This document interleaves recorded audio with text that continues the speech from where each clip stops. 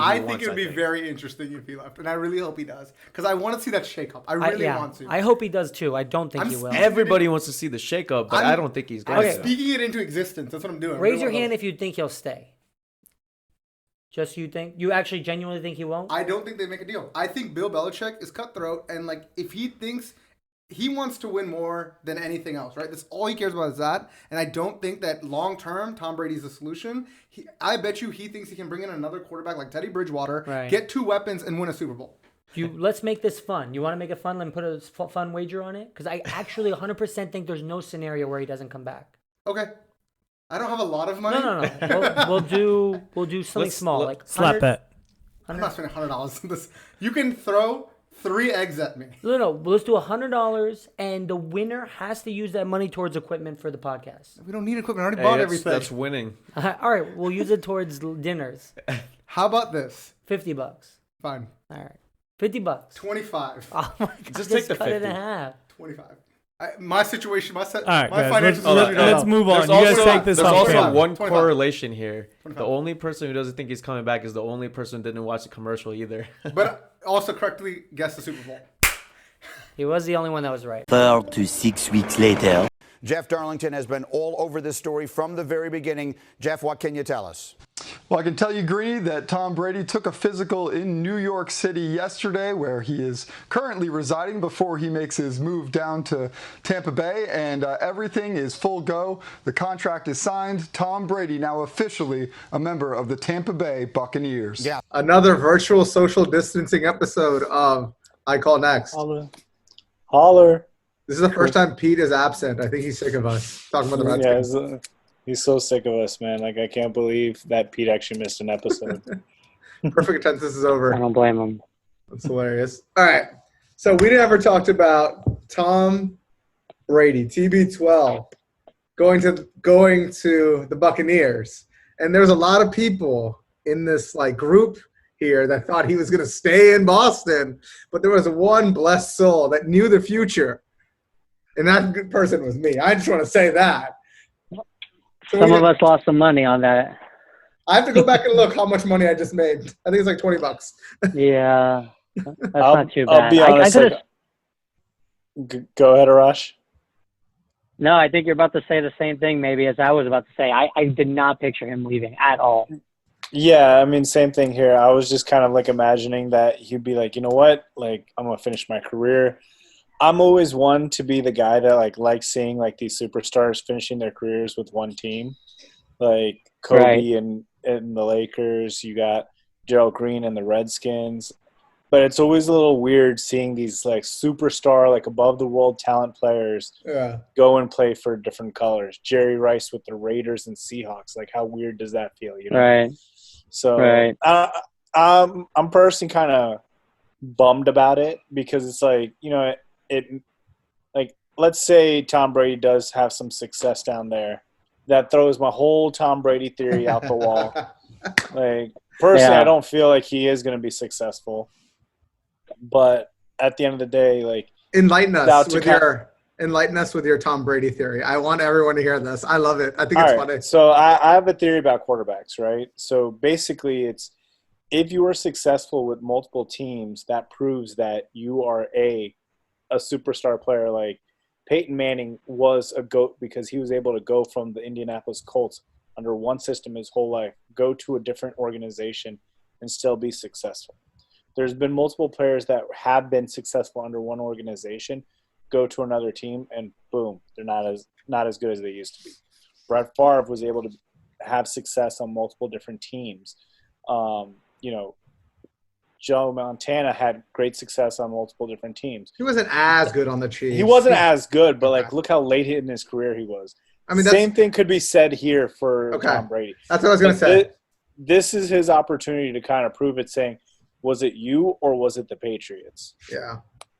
Rosh, what do you think? And that's what everyone's going to be waiting to find out, right? Is it actually Bill Belichick that was the reason for their success, or Brady? I probably think it's mutual. They both benefited from having a great counterpart. But the reason this situation helps Brady is because he's going to an offense that's stacked, right? Like, this team almost made the playoffs despite having a quarterback that threw 30-some interceptions. So that's going to help his odds. But I think his deal tells us something. I'm not sure if you guys saw the details of the actual contract. 2-year deal, no team option, no trade clause. Or trade clause as in like he can't be traded. So I think we know Brady's got 2 years and he's done. I don't see him going to a third team. Maybe he re-signs in an extra year with Tampa. But for the most part, I think we know he's going to stay for 2 years. And I think isn't it more likely than not there are players that have gone to a second team? I feel like the players that have stayed on one team like Dan Marino are the rarity. More times than not, you have the Montana or the Brett Favre. Elite quarterbacks end up staying because quarterbacks are so important, right? Like you're never going to see Aaron Rodgers. You only see Brett Favre leave because they got an Aaron Rodgers, right? Like you only see a Joe Montana leave because they had a Steve Young. You don't. Who do the Patriots have in this moment, right? Like you generally see a quarterback pushed out the door because they want to make way for a new quarterback. Right, and they definitely don't have that. That wasn't the case with the Colts because they basically suffered a year. They sucked for luck, and then they got Andrew Luck after that. Right, they definitely sucked. But I think the reason they sucked is because that was the year they didn't have Peyton, right? They didn't have Peyton for that one season where Peyton was out. Yeah, and so they lucked out, pun intended, and got luck that year or the next year because of that draft. But what was I about to say? It'd be funny if the Patriots rolled the dice with Jameis Winston. And then you get to compare the Patriots all season alongside the Bucs and see which one does better. But I don't know. It doesn't seem like – I haven't heard anything that the Patriots are going to go after Jameis, but they need a quarterback. They signed Brian Hoyer, who has gone – he's a journeyman that's gone back and forth between New England and a bunch of teams. But other than him, and I wouldn't roll the dice and start him, they don't have anybody. Yeah, I mean, it's definitely been his third this is his third stint with the Patriots. So, like, he knows that organization in and out. I would not be surprised if they actually draft a quarterback in the first round because there are a couple quarterbacks that will be there. Not necessarily top-end quarterbacks, and I don't think, Bill Belichick feels like he needs, like, a top-end quarterback. Have you seen Deshaun Watson has the highest odds in Vegas to be the quarterback of the Patriots in 2021? And I did see that, and I just don't picture that happening. But look at how Bill O'Brien runs an organization. Listen, like Watson's good. Watson's good. He might just trade him, get fired, and go back to New England. Dude, that's another discussion on how bad Bill O'Brien has screwed his team. I could see the Patriots somehow swindling him and getting Deshaun Watson because just Texans have screwed themselves by putting that guy in charge.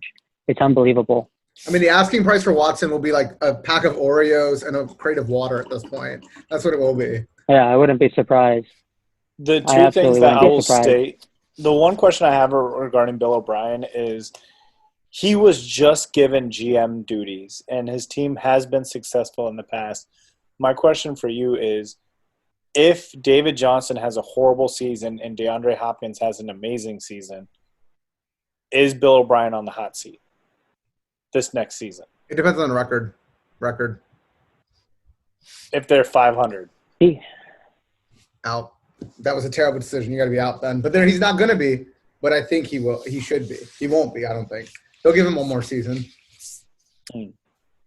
He's surprisingly liked by that owner, and I'm surprised why. Like, he's had 3 awful trades, right? He gave away Jadeveon Clowney for just a third-round pick to Seattle. He gave up 2 first-round picks for Jeremy Tunsil, a tackle who's a little bit better than average. He's the guy that video leaked when they were getting drafted of him getting high with the face mask on, that little gas mask. And now they gave away one of the best receivers for a second-round pick and a running back. I'm surprised he's still in charge, but maybe this last trade is the thing that's going to break the camel's back if he has a subpar season. But if he makes the playoffs, then I think he stays in charge. I guess that owner is okay. I mean, they did well, right? Like, they were up against, was it the Chiefs, right? Weren't they up against the Chiefs big time? And the Chiefs had to come back and beat them in the playoffs. So, like, the owner probably thinks, holy shit, we're close. I got to let this guy keep running with it. But everything that Bill O'Brien is doing is making me think he's bad at this thing. All right. Well, not to dwell too much on Bill O'Brien because that's a whole other episode. I just want to share my thoughts on this Tom Brady experiment that's happening in Tampa. I think I'm a Buccaneers fan because I love when, like, superstars go somewhere else. Like that's why I like LeBron when he left. I like superstars when they go somewhere else. Well, except KD. Except KD. I did not like it when KD left.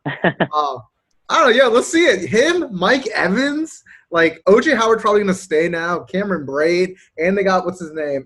Goodwin. Wait, Godwin. Godwin. Yeah. Goodwin's the receiver on San Francisco. Yeah. So, yeah, he's got weapons, right? He's got good weapons. They don't have a running back, but they drafted Ronald Jones, the USC guy. Was it last year or the year before?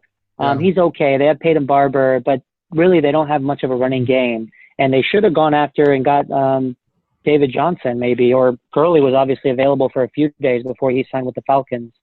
Running game's the only thing they're missing. I don't know how good their defense is. I don't think it's that great.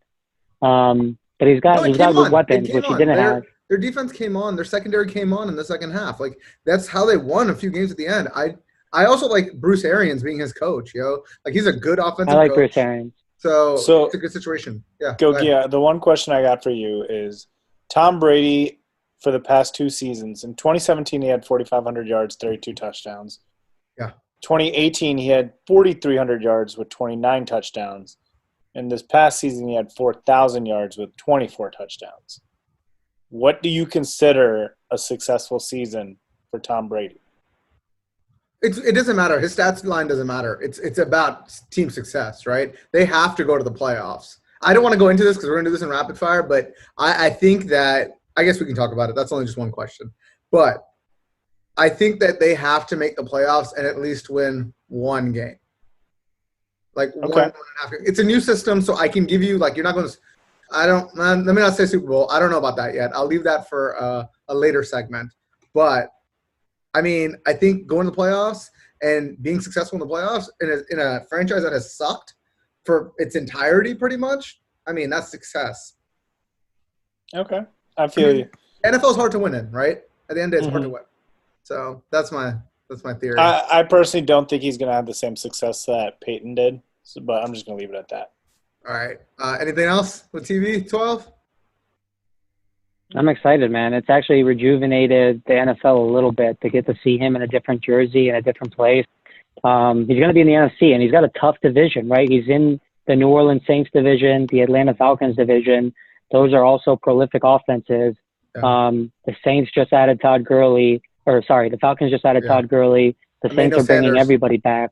Emmanuel Sanders is going to the Saints. Yeah, Emmanuel Sanders. There you go. Yeah. So he's going to have – it's not going to be a cakewalk like it has been for him throughout his career in New England because their opponents just now finally those other teams in that division are becoming better. But he's had a cakewalk his entire time in New England.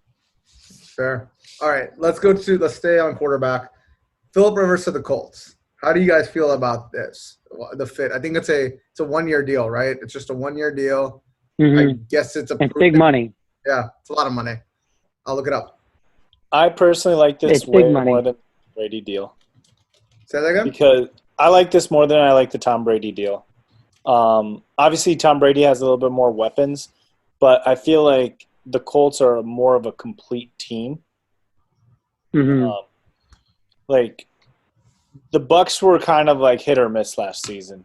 Obviously, they were doing very – and it was kind of all based on Jameis Winston throwing 30 touchdowns, 30 interceptions. But if you look at Phillip Rivers' numbers, like he has been consistent with the exception of he has been throwing more interceptions lately. But overall, like his yards are there, his touchdowns are there. Last season was a little bit off, but overall, throughout his whole career, he's had very consistent numbers, and I don't see him going away from that. He's had different coordinators. He's had different regimes in San Diego, and I think that basically he can translate that better to the Colts than Brady will translate to the Bucs. I think the Colts are a better run organization, right? I guess Bucs aren't bad, right? They drafted all the receivers that we're praising, but Chris Ballard, the GM of the Colts, is just a G. He's ever since he took the reins over in 2016. Look at his draft picks. He's had Leonard, the left linebacker, who's a stud. Quentin Nelson, the offensive guard, who's a stud. They got Marlon Mack, fantasy stud, in like the 4th round. I think the Colts are a better team, a better run organization, but don't bet against Tom Brady, right? That's the one thing that we've learned over the years. I actually started going back and looking at some of the footage of Phillip Rivers. Dude, he's losing his arm strength. It's evident if you watch his last year's highlights.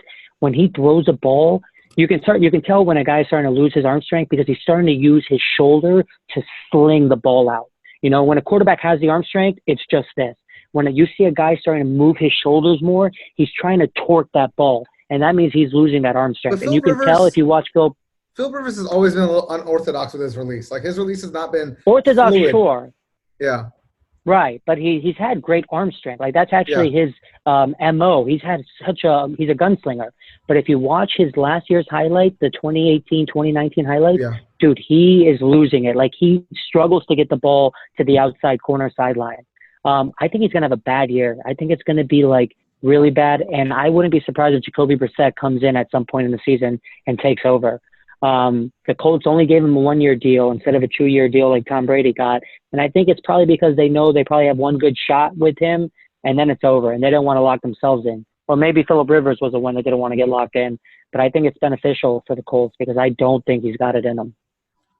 So I disagree with JK about weapons. I don't think they have more weapons. Like, no, I didn't say more weapons. I said that they have a more complete team. Okay, that's what I meant. Sorry. I don't think they have a more complete team because, like, I don't think it is because, like, they have T.Y. Hilton as a weapon, right? But he's hurt all the time. If you lose T.Y. Hilton, he's old now. He is getting old. I have it up right here. He is 30-something, 32, 33. He's just 30 years old. 30. He'll be 31 in the midway next season, depending on when the season starts. But, like, I just don't feel like offensively, like, they have a decent line, but, like, even their running game, Marlon Mack isn't a, like, go-to, like, running back. I think he's decent. I just don't think – I think Phillip Rivers he's good, but, like, Phillip Rivers, look what he's coming from. He had Mike – go ahead. Where I'm coming from is that the offensive line of the Colts has been built around Quentin Nelson. Yes. And, you know, Phillip Rivers is going to have a little bit more – the offensive line for the Bucs is not the greatest in the world. I'm just saying Brady will have – yes, he has the more superstar players around him at wide receiver, and I don't want to say O.J. Howard is a good tight end yet because he hasn't done anything. Sure. So he has let's say he has an average tight end. He has 2 good wide receivers, and one pretty top 5. I would say top 5. One top 5 wide receiver. Yeah. One pretty good wide receiver. Yeah. And an okay offensive line with 0 running back. I mean, they can get running back. Running back is something they can address, which I agree they need to. But my thing is, look what he's coming from the Chargers. Having Keenan Allen, having Mike Williams, having Melvin Gordon, having Austin Eckler, and sometimes having Hunter Henry. Yes, he didn't have line. I agree he didn't have line, and having time would be great. Who's he going to throw to now? Like, he's going to throw to my boy Mo Alley Cox from VCU. Hey, Let's go. If you have a good offensive line, that's all that matters because you got time then. You got time. No one's getting open. No one's getting open. You need all right, you can ask Arash. Ask Arash. Arash, if you're a defensive, if you're a corner. If I was going to start, a team, I would pick an offensive line before I pick receivers or running back. You're not starting a team. You're looking at the end of a career. So, like, it's like this season or a bust for Phillip Rivers, right? Like, I just don't think he's in I'm comparing this to Tom Brady's situation. I don't think they're going to have a better season. But then again, he's in a weaker division. Texans are good. Texans are still good. They had the Texans. That's it, though. Right? Texans. Honestly, I think they kind of both ended up in a good situation for themselves, right? I think Tom Brady is better than Phillip Rivers, but I think Phillip Rivers will do better with the Colts than if he landed with the Bucs. Yes. But I think Tom Brady is going to do well with the Bucs. It actually kind of works out. But if I was going to bet, and we might do mock standings when the season gets closer, I think the Bucs are going to have a better year than the Colts. That's what I think so. I think they'll have a better season. Just Phillip Rivers. It's going to be interesting. It's fun to see these guys in different places. It all depends on how the draft goes because a lot of these other teams could jump up or down based off of how they draft. Sure. I mean, and the Colts have a nice selection of picks. I don't know what the Bucs situation is in their draft, but I know the Colts always stack up. They have the Redskins second-round pick from last year when they traded for Montez Sweat to move up. So the Colts will definitely add some good weapons. And even in the late rounds, we just said Marlon Mack, 4th-round pick. They always find good studs and gems later in the rounds. Oh, that's fair. I just want to shout out my boy Mo Ali Cox again. He even playing college football. I'm just throwing that out there. All right, let's keep going. One more quarterback to talk about. Teddy Bridgewater, Panthers, has pushed Cam Newton pretty much out, I would assume. And Teddy Bridgewater getting the chance in Carolina. What do y'all think? JK? I see it's difficult for me because it's a brand new regime. I feel like Teddy Bridgewater has been good. He's been successful. He was good in Minnesota before his injury. He was good in relief time for the Saints. So why would he not be good right now? I definitely do think it's all about scheme. They have a whole new regime down in with the Panthers. I'm not too familiar with their coach. And that's the thing that kind of scares me. Whenever you got like a new coach into an organization and the organization's coming off of like kind of like an iffy season, yeah, sometimes you have like a good season, sometimes you don't. You don't really know. We don't really have that history yet. And I personally feel like Teddy is going to do what he can to win. I don't know how successful the team is going to be around him. Robert, what do you think? Yeah, I'm curious to see it. I wouldn't have picked him up, especially not at the price that they picked him up, right? 3 years, 3 years, $63 million. So he's getting paid $21 million a year. That is a hefty price for a quarterback that I think is average. The thing that he has going in his favor is that he went 5-0 when Drew Brees was out last year. But if you look at his stats, he didn't play like spectacular, right? He won the games because he had a great offense and a great defense. We were talking about the Colts having a great GM. Props to the Saints, dude. Just a couple of years ago, the Saints drafted both Marcus Latimer and Alvin Kamara, the offensive rookie of the year and the defensive rookie of the year in the same year. So props to them. And a big reason why Teddy Bridgewater looks so good and the reason he went 5-0 is because they had such a great team around him. I don't think he's a great quarterback. He wasn't a great quarterback in Minnesota, and I don't think he's going to be a great quarterback in Carolina. He was solid. He was solid in Minnesota. He wasn't bad. He wasn't bad. Right. I mean, they were in the playoffs, right? The game that he got injured, I think, was a playoff game against Seattle. So obviously he's good enough to get them into the playoffs, but that team was also not bad. That Minnesota team. He got hurt in practice, remember? Was it a practice game? His first season in Minnesota, he played 12 games. His second season, he played a full 16 games where it was so-so numbers. Yeah. He had 14 touchdowns, 9 interceptions. He had a non-contact injury before the 2016 season. Yeah. Okay. Yeah. I have this vivid memory of that playoff game in the cold where he got a concussion, and he was just out cold. That might have happened. I thought that was the game. That definitely happened. The memory is tattooed in my brain. But maybe that's not the injury that took him out. That was in 2015 with his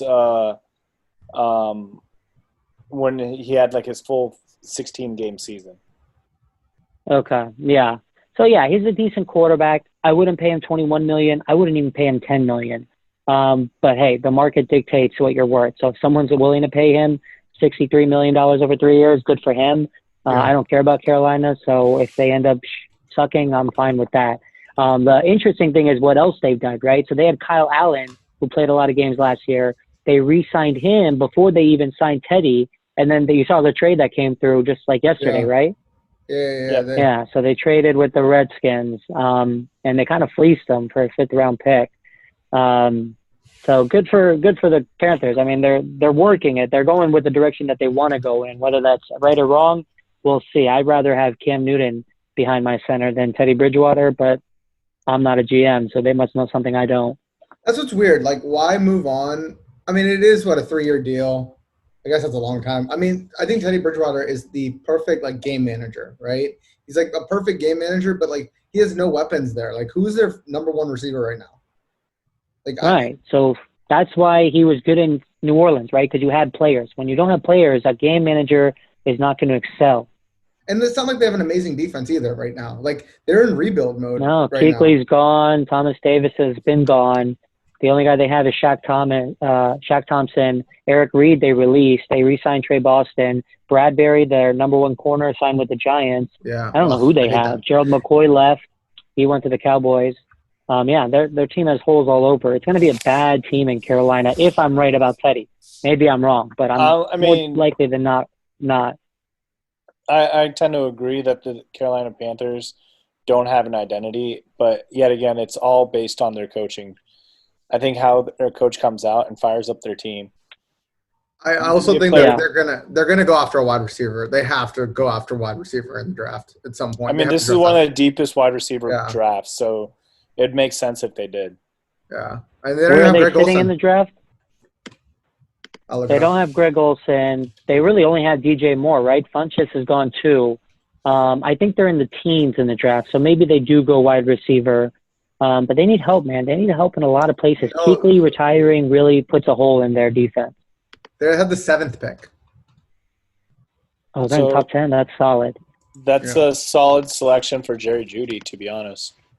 Wow, that is. Yeah, they could go after him. I can't wait to do the mock draft. Receiver. I can't wait to do our mock draft. Yeah, mock draft will be fun. They need more than receiver, but getting a Jeudy would be nice. They need players all over the place. I mean, do they have a left tackle right now as well? Like, could Andrew Thomas be the guy that they target? Because you just got a brand new quarterback. Perhaps. You may want to protect him and so forth. The only player they really got is Christian McCaffrey, who does everything. So, good thing to have. Good thing to have. All right. No, definitely a good piece to have. Speaking of running backs that at one point in their lives could do a little bit of everything, but maybe not anymore. Todd Gurley was cut on a massive contract. I don't think anyone saw that coming. And then signed with Atlanta. So, what do y'all think? I'll let Arash start this one. What's going on? What do you think? I know you're opinionated on the man. So he's coming home, which is pretty cool, right? He played at University of Georgia. He gets to go back to Georgia. The crazy thing is, so this is the dilemma when you're a general manager. You're either put into one or two categorizations. You're either the GM that had a great player and wasn't smart enough to lock him in before his contract was up, and then if you can't re-sign him, you're looked at as an idiot. Or you're the GM that had a great player but prematurely signed him to an extension too soon, and then that player doesn't pan out, and then you look like the idiot who jumped the gun. And so everybody in this room included and outside this room thought, oh, Todd Gurley, safe bet, sure bet, do it, lock him in. And that's what the GM did. 3 years into a 5-year rookie contract, he gave him this extension, and before he even played the first year of extension, they release him. So now that GM looks like an idiot, even though all of us would have agreed with him 2 years ago, Todd Gurley looked like a sure bet. But it's crazy how much money they ate. Their dead cap on their team is screwed. Like, they released so many players because their cap penalty, their cap situation is just messed up. They had to release Clay Matthews. They let Brockers go. They cut Gurley. The Jared Goff contract really locks them in. They're trying to trade Brandon Cooks, even though they're going to take dead cap money on him. If you're into the whole dynamics of being a general manager and how the cap situation works, this is like a fun little mind puzzle. But I think they're making the right decision, right? More teams than not, 31 out of 32 teams probably hold on to Gurley, even though they know two things. It's not for the better of the team in the long run, and he's not the player that he used to be. Unfortunately for him, his knees are giving out. He's not the same guy. And they made the tough decision because they're going to suck. They're probably going to suck this year. They're probably going to suck next year. They don't have any first-round picks in the next 2 drafts because they traded for Jalen Ramsey. But they made the right decision because they will be better sooner rather than if they had kept him. And that's the thing I keep preaching, right? If you're going to suck bad. Don't do this whole mediocre in the middle thing, 8-8, 7-9, 6-10. That's not going to help you. You'd rather be 1-16 or 1-15, 2-14, and then you can be better sooner. And I think that's what the approach you're taking. I don't know if they're really actually taking that approach because you still have Jalen Ramsey, who's the premier corner of the league, one of the premier corners of the league. You still have Aaron Donald, who's one of the premier defensive linemen, who is probably the most disruptive player of our generation. So you still have 2 very big studs on your defense. Defense wins championships. And you got rid of they will eventually. They'll come back. Okay. You got rid of a running back who, honestly, yes, he was great when he played there, and he's had some great seasons, and he was commanding a large number. They cut him to kind of relieve like $20 million over the next 2 years as well. They're eating $20 million, but they're also, it's better than paying the $40 million that they would have paid him. Yeah. So overall, like, I think it's a smart move because you can find another running back. Like, why won't they go for like a Jonathan Taylor in the second round or something, right? So they're still in a situation where they can still get guys to win. They have I forgot their tight end. They have a pretty good tight end. They have a few, yeah. Yeah, and on top of that, they still have Robert Woods. So they still have a good wide receiver there. Yeah, they're most likely trying to get rid of Cooks. And realistically, I feel like they're down to go with a lesser pick to let someone eat the cap for Cooks. I'll honestly would not be surprised if the Redskins try to make a play for Cooks. I'll give because a they fifth. missed out. I hope they do. I'll give a fifth tomorrow. Dude, he's going to be even more. Yeah, anybody would give a fifth. It depends on how low you can get him. But they are desperate. So any if team someone is looking to trade willing will to have eat up leverage. his cap number, I think that Cooks could be in play for like the Redskins, who do have a lot of cap space, that have not made a lot of moves.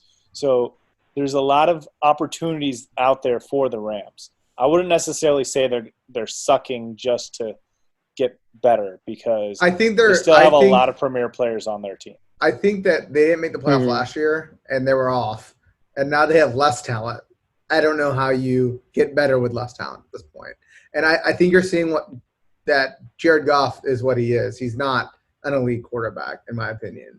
He had an elite offensive mind behind him, but the NFL started to figure it out. So unless Sean McVay can come up with better stuff next year, like more like crazy things we haven't seen before, what are you going to be, right? Because the league has figured you out. And that's what's scary about taking a chance on like a first-time head coach that's, the shiny new piece. I wouldn't necessarily say it was Sean McVay. I think it was more Jared Goff this past year because players were even stating Jared Goff did not have the work ethic that he did the year before that.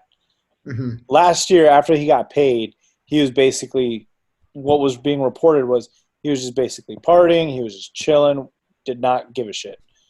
If he changes his mindset back to his prior contract mindset, it could be elite again. That's a hard division to be in, like, lead in. It's definitely it's the hardest definitely division. It's by far the hardest division. I'm saying they can still be competitive if Jared Goff plays like the way he did prior to his contract. You got to be so good because that means for you to make a wild card, that means that means you have to beat everyone in the division to make a wild card, pretty much. That team is that division's stacked. In that division, 49ers, Rams, maybe 49ers first, Seahawks second, then maybe the Rams are better than the Cardinals, but the Cardinals are on the uprise too. Exactly. So maybe not. They might be the fourth team in that division, which is insane to think that they were just in the Super Bowl not that long ago. Well, let's talk about the flip side. Let's talk about the flip side of this trade. Atlanta gets Gurley for, I think they're paying $6 million. I think they're not like – Not even trade, free agent pickup. Yeah, they didn't have to pay him anything, right? I meant, of the transaction, the other side of the transaction, right? Like, what do you guys think of this for Atlanta? I think it's smart from Atlanta. They replace their old running back with a slightly younger running back, and Freeman. You replace Freeman with Gurley, and you're paying him $6 million or whatever, but he's back home. I feel like he's gonna have this energy that, I was just cut. People don't believe in me anymore, and he is a hard-working running back. I feel like he can still bring it back as long as his knees hold up. Yeah, Rosh, what do you think? Yeah, his knees are everything. He's definitely younger than Devontae Freeman, but maybe because of his knees, he's not going to play that much younger. I think it's a good pickup. I don't think it's a win-win situation for the Falcons. They're not paying him that much. Crazy thing is he's getting paid $20-some million from the Rams, and he's not going to play for the Rams. So that's pretty awesome for him. I was surprised by the Devontae Freeman cut, but apparently with this contract situation, it was financially better for them. The Falcons messed up a few years ago when they let Tevin Coleman walk. They should have kept him and let Devontae Freeman walk because Freeman's regressed every year since he had a breakout year maybe 3 years ago. Whereas Tevin Coleman, it's not like he had a crazy year in San Francisco, but they also have like 4 running backs in San Francisco. Tevin Coleman's a straight speedster, but now he's starting to get up there in age as well. But yeah, win situation for the Falcons. We'll see about the Rams. I think they're going to regress. Sounds like at least JK thinks that they're still going to compete, and they should compete because they got a great head coach and they got these at least 2 stud players on defense. Yeah, I mean, let me clarify myself. I don't think that they're going to like win the Super Bowl or anything. I just feel like they will be more competitive than people think they will be. Yeah, I hope they are. I like Sean McVay. I will say for the Atlanta side, the perfect situation for them is having Todd Gurley as a 2-down back and then getting a 3rd down back. So you're cutting down his snaps at that point. So you can at least have somebody that can catch the ball. And if you're out of the game, you're not going to see a lot of Todd Gurley at that point. I think that's what you should just do. Well, they do. They have their 3rd down back, right? They drafted Ish Smith a few years ago. And he's okay. Ish Smith doesn't. Yeah, he hasn't been great. Yeah, Ito Smith, my bad. Ito Smith, yeah. And he was supposed to replace Tevin Coleman's like that role, and he hasn't done it. Like, look, right. Chris Thompson may be a free agent or is a free agent or whatever. I don't remember his contract situation. That's perfect setup for you. Yeah. All right, perfect setup for who? For Matt Ryan and the Atlanta Falcons. Yeah, we're gonna see. I think they're gonna have a good year. The biggest piece that they need back is Keanu Neal. If you guys know who that is, their strong safety. This guy is a stud when he came out of Florida. He had such a good rookie year. And then ever since then, if you guys remember, it was Eagles versus Falcons game 1 of the NFL season, and he got injured like right off the bat. And he lost them for a year, and then I think he lost another season too. That dude is a stud, and he's lost 2 of his years in his rookie contract. If that guy is healthy in the back end of that defense, that team is good.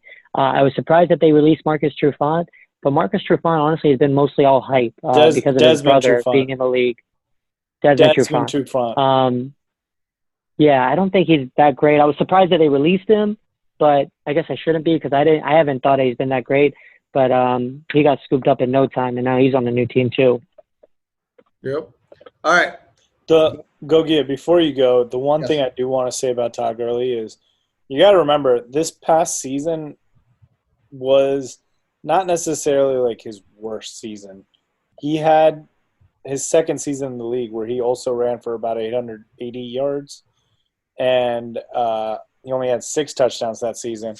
So he still has the opportunity to be successful. And that season he played 16 games. I get it. His knees are weaker than they were before, but he might be rejuvenated for this next season because he did rest compared to what he normally does. And, I mean, you're going to have a longer offseason because we don't know when the season's starting, too. So exactly. You're going to have a longer summer break pretty much. But, all right, let's keep going. I think that this one will be – maybe it's quicker. Melvin Gordon went to the Broncos, meaning that they've given up on – what's his name? Philip Lindsay, man. I'm surprised. Philip Lindsay, but who was their first round pick that they had? Royce Freeman. That's what I was thinking of. I was thinking of Devontae Freeman. I was like, that can't be the guy. That means they've given up on him because Philip Lindsay took over his role, and now you went and got Melvin Gordon, so you apparently gave up on him. So what do y'all think? I think they're giving up on both of them, right? They're giving up on both of them, which is surprising because Philip Lindsay's a beast, and he wasn't even their first-round pick. I think it's a dumb move. Let me look up his contract. JK, what do you think? I think Melvin Gordon's a little bit overhyped, to be honest.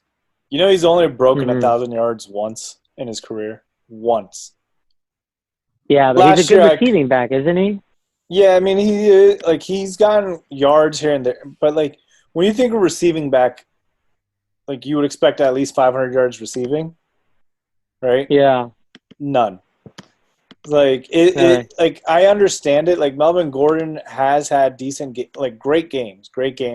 He's been a fantasy solid RB. I mean, the knock against him is that he's been hurt a lot. He can't finish a season. That's why he hasn't broken 1,000. He could have broken 1,000 in 2018 and 2016, but hurt. So you're telling me that you're fine with the running back that can't play 16 games? I mean, you have Philip Rivers. I keep saying Philip Rivers. You have Philip Lindsay too. That's why I think it's it's okay. It's $8 million a year. I mean, it's 2 years. You get a combo of them two. It's fine. I think that it's fine. You shouldn't get hurt then. Yeah, but also I feel both of those backs are guys that they don't necessarily feed off another back. They're guys that need the ball in order to get their pace going. Sure. Right. Sure. So you can't say like, hey, yeah, we got 2 running backs now, and basically both of those guys are bell cows. You want to feed them the ball as much as. Agreed. I'm saying if Melvin Gordon goes down, then you have another bell cow. That's what I'm saying. Like I'm saying in this situation, you can't use them both in the same game. You still need another third down pass catching guy to come on the field, right? To block and do that. Like I think all teams at this point, there's not many 3-down running backs anymore in the league anymore. It's all by committee for a reason now. So I think this is the committee that they just need to get one more running back and then they have their backup in Philip Lindsay. I think it's a good setup for you. If you have Drew Lock, who's young, and you're a young quarterback, you need guys to get the pressure off. How do you do that? Setting up the run. I think it's a decent move. They didn't break the bank either. But sorry, I cut you off. I'm a big fan of Drew Lock. Have you seen that video of Drew Lock where he's on the sideline? Yes. And there's this rap song playing and he knows the lyrics? Oh, it was put on. Dude, it's so sick. It's so sick. Start this episode with that clip. Oh no, because that's it is so awesome. We're starting the episode with all of that. you guys saying that Tom Brady wasn't going anywhere. That's how we're starting this episode. That's true. Find out how much we owe you. I will. Don't worry, I need the cash. It's been a rough month. The thing that people don't realize is that they're going to lose Philip Lindsay and Royce Freeman. They probably don't care about Freeman, but because of this, in 2 years, when Philip Lindsay's contract's done, he's not going to want to re-sign. He's going to want out the door. And so they're losing that for a guy just for 2 years who's not going to make them that much better. They should have thought long run, hey, let's keep Philly Lindsay as our bell cow. Let's make him happy so that he's going to want to re-sign here so we can be good for 8 years and not just worry about these next 2 years. Actually, Rush, I do think that they are thinking long-term because realistically, at the end of 2 years, would Philip Lindsay be as effective as he was? Look at Todd Gurley, right? After his first contract, he was basically done. Running back is a very short career in the NFL. So maybe they're thinking, hey, we have this decent running back right now. Let's get a better running back or a more established running back that is still pretty good and basically see if we could kind of use that for now rather than or what they're doing is Philip Lindsay's from Denver. He lives with his parents. Maybe they're banking on he doesn't want to live alone and that he'll just stay in Denver for that. That's what I think could happen. He does. He lives in the basement of his parents' house. Yeah, I know. He went to University of Colorado. He's just saving up that money. He's a smart dude. I don't blame him for that. I like him. Maybe they find a way to use them both. I think they can maybe find a way to use them both, and they're going to run the ball a lot with Drew Lock just to ease him into an offense. I mean, they need to get him weapons, and this is another weapon. If anything. Any other? I think it's a dumb move. I think it's a whatever move. It's $8 million. It is. I'm pretty sure you can cut him next year if it all goes to crap. You can probably cut him. Yeah. I mean, it's not a dumb move contractually. It's just a dumb move when it comes to just, I don't know. It's going to mess up the vibe of that running back room because you had 2 guys, at least that they hopefully were okay sharing the workload because they were brought in-house, drafted by this team, and now you're bringing in a third guy who's just upsetting the established order. And when these guys' contracts are up, then who knows? Maybe the Broncos don't want them, but these guys definitely don't want to stay now. And I think Philip Lindsay is probably the better back of the 3. Yeah, I don't disagree there. All right, let's move over to defense. Darius Slay finally got traded. I think this was going to happen. Yeah. Went to the Eagles for a third rounder, right? Third rounder. Mm-hmm. Third rounder. And then he got a contract. Go ahead. Third and a fifth? Third and a fifth. Okay. Yeah, and then he got his new contract that he wanted. He's 28 years old, right? So by the time his contract's up, he's 31, maybe 32. Eagles needed defensive help. I don't know if you guys know a show called All or Nothing on Amazon. Yeah. But they basically follow one team for the entire season. It's a good ass show. Kind of like Hard Knocks. Yeah, it's a good show. Hard Knocks is just training camp. All or Nothing is throughout the season. And they did it on the Eagles last year. And so you get an inside look, and they needed help in the secondary. They were bringing in Orlando Scandrick at one point once the Redskins cut him, and they were just desperate for cornerback help, and their corners would get burned left and right. So it makes sense that they looked to get someone, and I'm glad they pulled the trigger because I was afraid the Redskins were going to be the team to give up something for him, and I don't want him. Why wouldn't you want him? Yeah, why not? I think I don't want to say he's hyped, but he's already peaked, and he's still like close to the top of his mountain, but he's heading down. So maybe he has this good year, but his last 2 years of his 3-year contract will not be as good as this next year. I don't want to re-sign guys to multi-year deals. I see what you're saying. I feel like you're thinking that he's going to be more of a Josh Norman ordeal where, we might get him. He might have a solid one season with us, but then after that, it's kind of like whatever. Exactly. That's exactly what I think it is. So let's kind of look at the numbers. In 2018, he had about 46% completion percentage against him. And in 2019, he had 55%. So obviously he was targeted a little bit more. He's actually targeted around the same amount, and he let a couple more passes get to him. He had 94 targets in 2018, 93 targets in 2019. And 2018, he had 44 completions against him. 2019, 52. Half the touchdowns, though. He let him half the touchdowns. Half the touchdowns. But at the same time, your quarterbacks had better ratings against him. I would just say I do see where Arash is saying, where he's getting to that age where he might have like another good year or two, especially because, he's changing his number for Kobe. He's going to Kobe's city. So, there's some things that will tell me that he will have a good season. Will he have a great career in Philly? I don't know about that. I just know that Philly always has a bad history of picking up corners and past their prime, and they're not as successful as they used to be. Nnamdi Asomugha is the main one that comes to mind for me. No, it's true. To their defense, I mean, everybody wanted that player, and he there was no reason to think that he wouldn't be great. He actually ended up being a bust, to everyone's surprise. Well, it was one of those situations where you take a cover corner and put him on a man team. Yeah, the wrong scheme. Yeah, exactly what the Redskins did with Josh Norman. Exactly. But Darius Slay is a man corner, and he's going to a man defense, so we'll see how that goes. The only knowledge I have of his game is when the Redskins played the Lions this past year in November, and both teams were meeting up as 0-5, 0-5. And so it was like, which team is no, that was the Miami game. I think the Lions game was like in November, but Terry McLaurin was locked up against Darius Slay the entire game, right? Our number one, their number one. And all I did all game was notice how Terry was burning Darius Slay. Now, I think Terry only had like 4 or 5 catches at the end of the game, so it's not like he exploded, but he was constantly running routes all over the field, and Darius Slay was struggling to keep up. And that's what happens when you have a 28-year-old cornerback. It's not his fault. He's losing his step. And when you're a corner at that level of the game, like we just saw Richard Sherman, right, in the Super Bowl, and like Richard Sherman's one of the best corners in the game, but when you isolate him one-on-one, he doesn't have it anymore because with age, you lose that speed. And that's the only reason I didn't want the Redskins to get him, because I don't want to give a guy a 3-year contract when he's already 28, because he's already losing his step, and he's going to keep losing it every year. I also think it's a Hail Mary, like, for the Eagles. They got to start winning soon, because then it's like, look, you paid all this money to Carson Wentz. You've had pieces. Your O-line is getting older. Your defense is soon going to start getting older.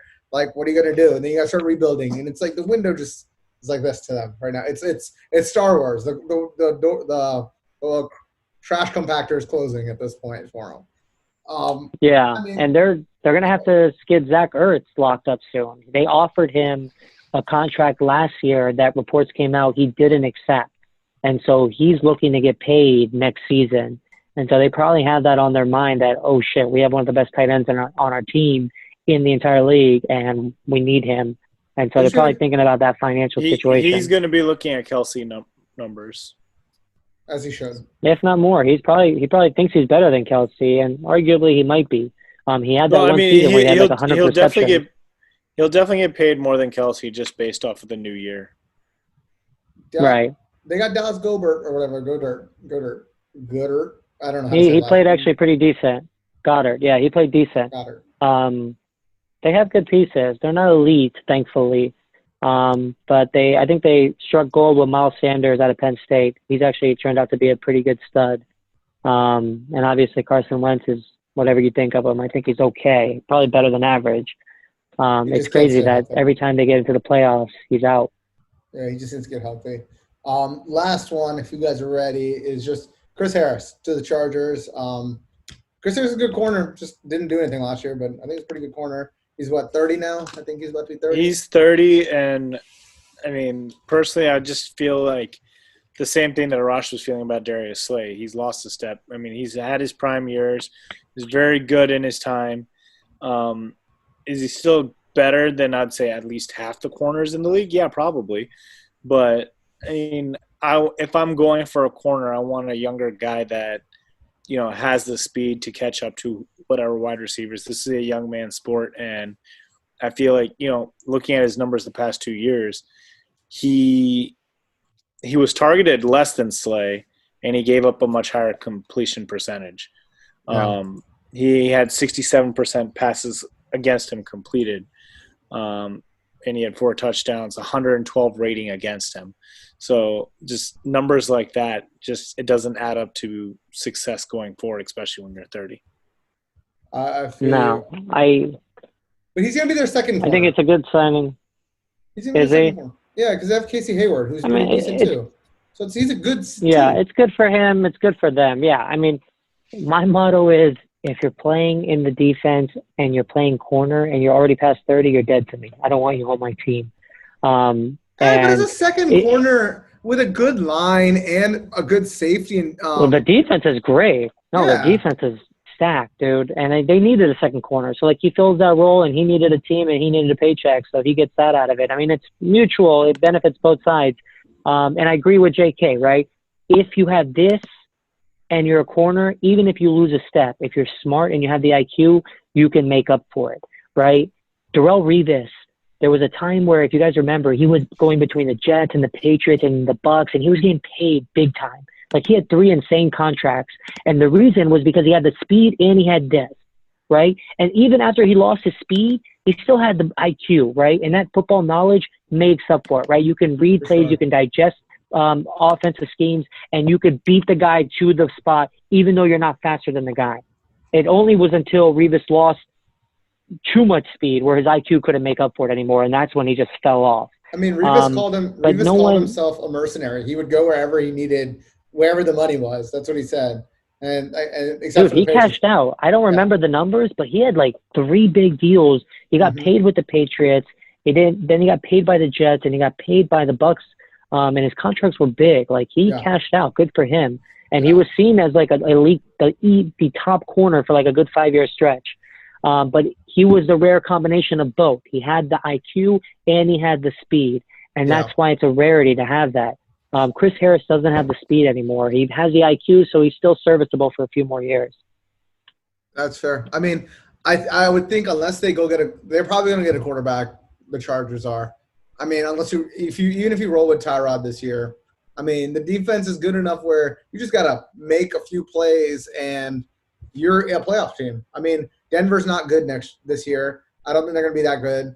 Oakland's not that good this year. You can fuck around and somehow make the playoffs if you go 9-7 because you have the Chiefs. The Chiefs have won that division already in my mind. Right. So I mean, it's the division's not. It's not bad. They need a quarterback. No offense to my local brother in Tyrod, but he's just I mean he's not. He can't play at. I was just gonna say the Patriots are worse now. The Patriots are worse now, so you might have a whole wild card seat just open up for you where you can fuck around and be good. It's not just the Patriots and the Chargers and the AFC looking for a wild card spot. But look at this. Look, Colts are a question mark. I think the Chargers could still be better than the Colts right now, defense alone, right? Okay, Jacksonville, that's a shit show, right? Houston will probably win their division, right? You got Pittsburgh and the Ravens. One of them are going to win. Will be back. Pittsburgh's definitely going to be back. Okay, that's it. Yeah. There you go. You gotta. That's that. And honestly, you may want to give the Browns a chance. No, fuck that. Still wait and see, but you may want to give them a chance for a while. I gave up. They look listen, great on paper, man. They look good on paper. Yeah, they just needed coaching last season. That's why you play the games. That's why you end up actually playing the games. What's the last division? They've looked good on paper for a few years. What's the last division I'm forgetting in the AFC? AFC South? AFC North, AFC South, AFC West, and AFC East. Well, what are the teams in each of them? Yeah, what are the teams? Which team? Which we can even say division were you North, forgetting? South, East. You were forgetting about the Miami Dolphins division. The Patriots, the Jets. The Bills are the only ones going from there in my mind. Everything else sucks. Oh, Bills. Yeah, so don't rule out Belichick just yet, dude. Okay, no. Let's see what he's got up his sleeve. You're right. And that's a great segue into our new rapid fire question thingy that we might do again, or we'll just do it today. The rules are Stop them.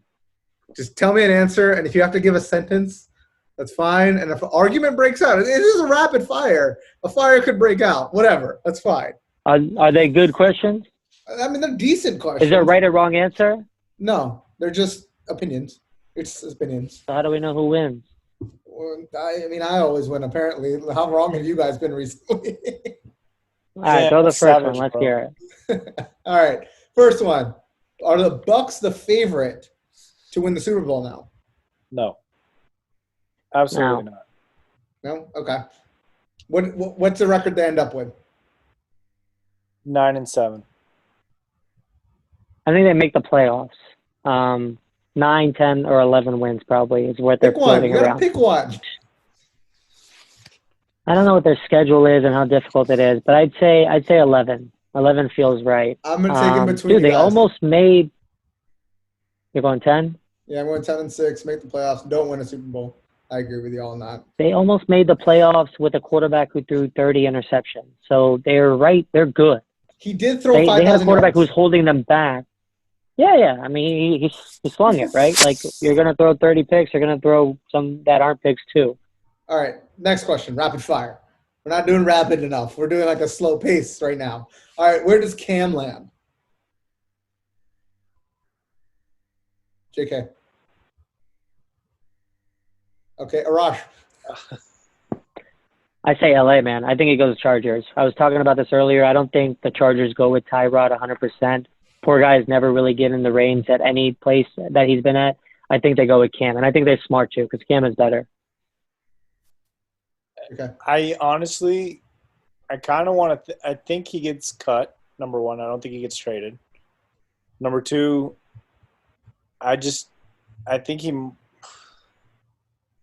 I can't find a team. Chargers is the right answer. The Chargers might be the right answer, but I just can't find a team for him right now. It's the Patriots. I hope you guys know. They already said they're not going after Andy Dalton. It's going to be. I would like to see that. I would love to see him at the Patriots. I'd love to see him with Bill Belichick. Belichick is going to make an amazing offense for him, and he's going to be like MVP status again. Which leads me to the next question: who's the Pats quarterback this season? A guy that's not currently on their roster. He's not on their roster. He's not on their roster. That's a cop-out. Who is it going to be? Brian Hoyer, then. How's that a cop-out? Okay, no, give me a name, not on the roster. Like, I gave you a name. It's Cam Newton. Just give me something, man. I don't think it's someone on their roster. Whether it's someone they draft or someone they trade for, or someone who's sitting at free agency. I can see Jameis Winston working out. Maybe Bill Belichick's cocky enough to think, hey, this guy threw 30 touchdowns. I can fix him. I can make him throw 40. If you want me to give you a name, I'm giving Justin Herbert. That's a fair name. I agree with both. I disagree with both of you. It's going to be Cam Newton. Watch. They're going to have to move up to get Justin. Justin, he's not going to be available where they're drafting in the first round. They make some slide trades. They'll do some work before now and then. They have pieces, right? So I think their first round pick is like 20-something, and they have 3 third-round picks. They don't have any second-round picks.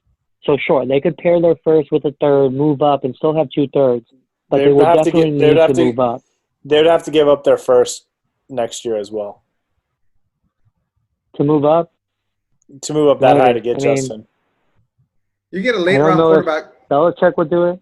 You get a late-round quarterback like Jake Fromm, game manager. Do that.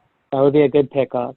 All right, next Hey, one. I mean, this Yeah. this coach drafted a quarterback 199th overall and got 6 Super Bowls out of it. So he doesn't feel the pressure to move up in the first round. He's a guy that thinks he can find gems later in the rounds. Neither of you guys said Jacoby Brissett. Did they go back and trade back for Jacoby Brissett? I doubt that they'd trade Kobe- for Jacoby. Kobe's a mistake. That just doesn't make sense to me. Dude, he loved him. Belichick loved him. All right, next one, and then we only got a few more. It's the new home category, new home city, or whatever, where they go to sleep at night. Davian Clowney is still a free agent. Where does he go? Unless he's not. He is, right? Still is. He's still a free agent. And I want him. They said that he rejected a $16 million a year contract. By who? Who by was Miami. the team? Seattle. Miami offered Seattle him $16 offered him, and then Seattle offered 18.5, and he rejected that too. He wants $20 million a year minimum, but no one seems to be paying it, which I'm confused, dude. He's a stud. I see him staying with Seattle. Not for $20 million. They're currently the highest bidder, and they don't need to increase their offer because no one else has come and bid over them. But it's just insane to think that this guy, how old is he? Is he 27 or is he younger? I feel like he's still like in his prime. He looked like an animal in the playoffs last year. 27. I would want him he's still there. He's got 2 more, maybe 3 more good years. Dude, I'm surprised his market is so dry. Seattle's going to luck out. They're going to get him. He has 75 career games. He's played in 6 seasons. How many sacks do you think he has? Total sacks. 75 career games. I think he's got 52. 32. Jeez, that's bad. But it's not just sacks. Sacks is big, right? But you got quarterback hurries, you got rushes, you got tackles for loss. He's just a force, man. Tackles for loss, 71. In 75 career. That's almost. In starting 66 career games, he has 71 tackles for loss. QB hits, he has about 30. He has games where he can be a beast, but I also feel like there's been times where he's been kind of MIA. There's this thing that you do, right, in football. And for instance, when we were playing high school football, you get a packet, right, every week of your opponent. And in that packet, you open it up, you go to the offense, you go to the defense, and you see their players, right? Number 12, number 41, whatever. And on one player, maybe 2 players, that player has a star around them. And that player is a player that you have to scheme around, that you have to design your offensive play calling around. Jadeveon Clowney every week has a star for their opponent's game plan. That is a guy worth paying $20 million a year for. I'm surprised his market is so quiet because I would jump on it. Like if the Redskins weren't lined up to get Chase Young, who plays basically the same position, I would run after Jadeveon for $20 million a year. Honestly, the Redskins probably should go get him anyways, then draft Chase Young too, and then figure it out from there, man. You can never have too many of these star players, like blue chip guys. Yeah, I get what you mean, but I'm just saying you got Jadeveon Clowney, you got guys like Von Miller, Khalil Mack. I'd rather have the Khalil Macks and Von Millers compared to the Jadeveon Clowneys. But he's there. I don't even see him a little bit underneath. Von Miller now is old, right? Von Miller's old. I'm just saying, like when you take peak Von Miller versus peak Jadeveon Clowney. Sure, yeah. And their numbers are better, and even without the numbers, I think those players are a little bit better. But you're looking at a 27-year-old Jadeveon Clowney right now. I would take him, man. He's available. You don't have to trade for him. You don't have to give up picks or a player. He's just sitting there. Seattle's going to get him. And they're going to get him for a little bit cheaper than probably what he should go. So good for them. I think he's going to end up with the Seahawks, where I want him to end up. I don't know if they are even rumored. I just thought of this guy was looking at cap spaces. And, the Bills. Get him on the Bills. Room? I'd love him. They have for Bills Mafia, man. Yeah, I mean, let's just. Yeah, I would love him there. You have to think if you're a Bills fan or you're the organization that you're gonna go. You have a real shot now that Tom Brady's not here. You gotta take it while you got it, right?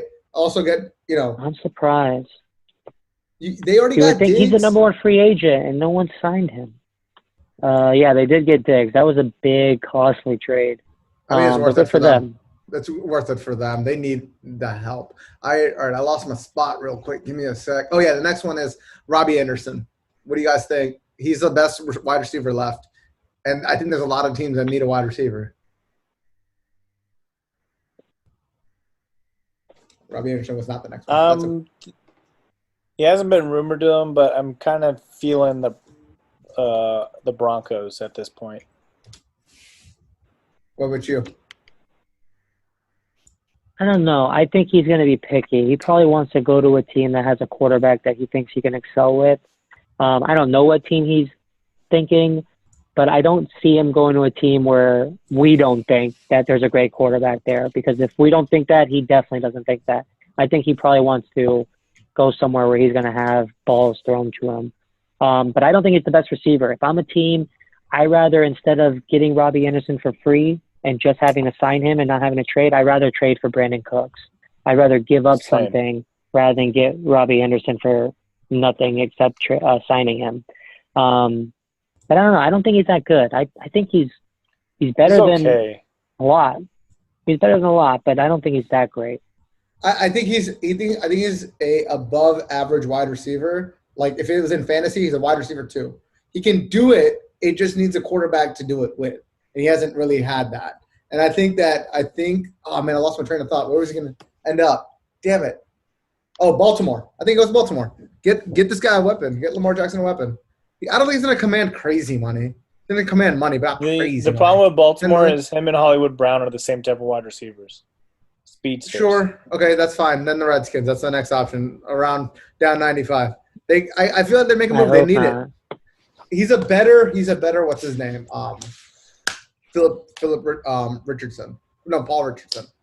Man, I love the name Philip Paul today. Richardson. Yeah, but he's a better version of him. He's what we thought. You don't want to Paul. No, it was what we thought Paul Richardson could be. That's what he is. That's what he is. And then the last he one. hasn't gotten signed yet. There you go. Go ahead. No, I was just going to the last person, and that was Jameis Winston. Where does that guy end up? Where is he going to be the backup? Where is he going to go? Pats.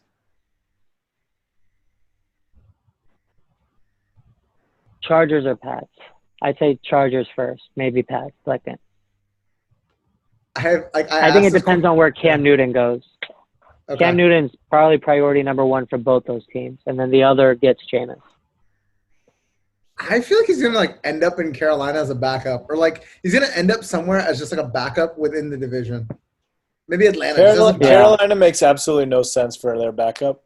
They just lost a backup. They do need a backup. They have Will Greer on their team as well. Yeah, I mean, you think Jameis not going to play. It doesn't matter where he goes. Or maybe he goes to the Packers. Maybe he goes to the Packers because, Aaron Rodgers can get hurt. That makes a little bit more sense. Okay, I honestly just threw something No, I think he is a backup. I think that's his talent level. But then again, you throw 30 touchdowns. Not everyone does that. You do 30 picks too. But I think he's a better backup than a starter. But I think Chargers and Patriots right now could sign Jameis. Why haven't they? They're waiting to see what happens with Cam. Both those teams would prefer to have Cam. Once Cam falls, I think Jameis falls. He's the next domino. He's going to be a post-draft kind of guy. Someone that was like, fuck, we didn't get anybody. All right, we need Jameis to come in. Compete. Yeah. Yeah. Or maybe. I also thought maybe he ends up in Philly because they need a backup for what's his name, Wentz. And he always gets hurt. Fuck it. At least have somebody that can sling the ball in the playoffs. Right. Nick Foles isn't a great quarterback, and he won a Super Bowl. So, I mean, Jameis is at that level, that tier of quarterback. So, yeah. Yeah, and if Wentz has shown us anything, he's bound to get injured. So they do need at least someone who can actually play, not just someone to plug in. Yeah. All right. Well, that was my rapid fire questions. We can stick around. We can do a Redskins corner if you guys really want to. I feel like we're itching to do it. We can. We can just end this episode and then. So did you see who the Redskins traded today? Hold on. This is going to be a separate episode. So just stick around for 1 second, okay? This was a good episode for, everything else in the NFL. What you're going to do is you're going to stick around and listen to the Redskins one. So like, comment, subscribe, to the shit. Thank you guys. All right.